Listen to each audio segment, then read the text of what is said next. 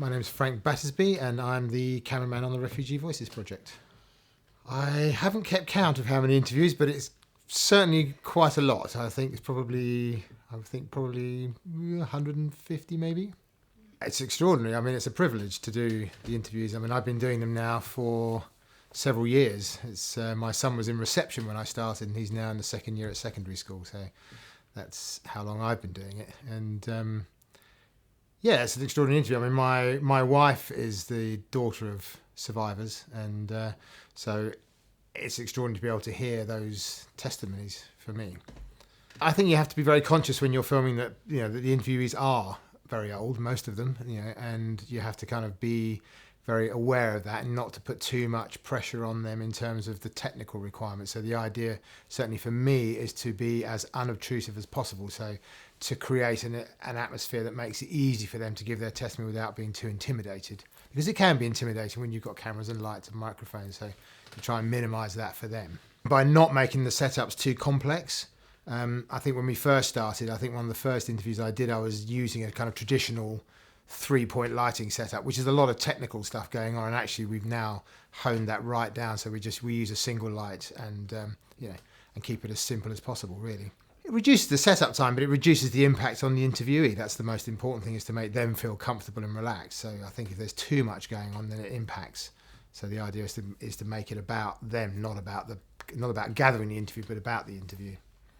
My job always is to adapt to whichever situation you find, to try and minimise the impact of the difficulties and try and maximise the space for the person to give the interview.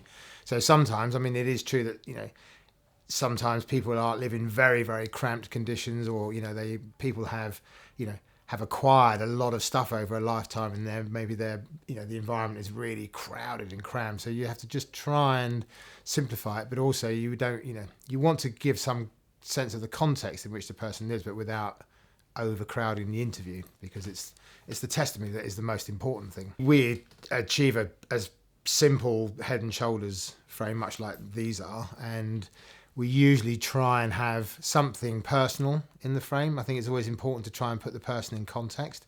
That's why I think it's much better that the interviews are not done in the studio setup, that you always go to the person's home. I think partly because they feel more comfortable being at home, but also it's nice to be able to see a person.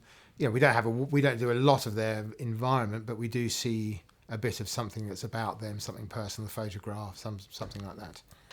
Normally in broadcast interviews, you do have a tendency to kind of change the shot size, to zoom in when something becomes emotional, and I think you have to be very careful about that with an oral history, because that's you're imposing some sense of what you think is important on the interview, and so it's important that you keep a sort of static frame so that you just allow the person's story to speak for them, rather than you putting any kind of influence on how people that read the interview, I think.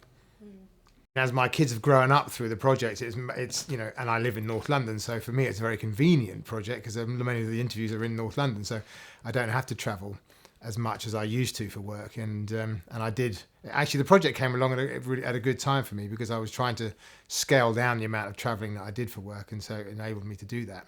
And it means I don't have to travel as much. I don't have to go to far-flung places, and I get to come home in the evening and see my kids, which is great.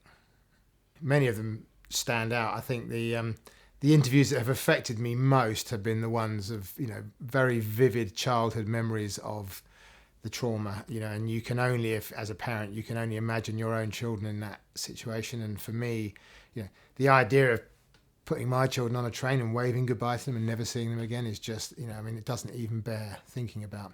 And certainly some of the stories of the child survivors from the camps are just devastating.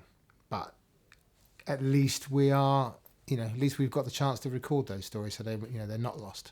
And as long as there are people who are willing to testify, I think the project will go on, and I hope it does. And there has been discussion, the idea of a second generation project. I know from my experience that there is, the experience of dislocation and loss is so profound. It does have a very big impact on the second generation. So it would be really interesting to kind of explore that as well, I think.